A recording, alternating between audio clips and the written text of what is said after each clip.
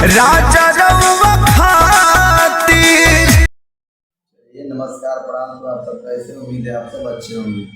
चलिए आज आप सभी को बता दूं 5-6 दिन से मेरा तबीयत बहुत ख़राब था, इसलिए आप सभी को वीडियो नहीं दे पाया।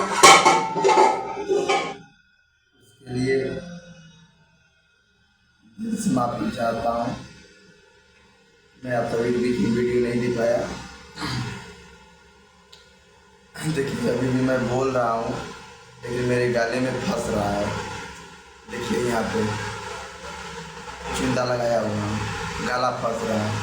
2-3 दिन से तो मेरा आवाज़ ही नहीं निकल रहा था, आज थोड़ा बहुत निकलने लगा तो मैं सोचा क्यों ना आप सबको वीडियो बना के फिर डाल दूँ। भैया गाना आया हुआ है, इसी गाने के प्रमोशन में मैं सोचा वीडियो बना देता हूँ।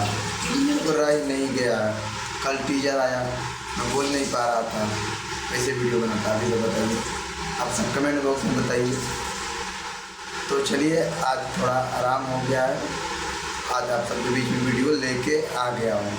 तो आप सभी को बता दूं कि खेसारी भैया का गाना है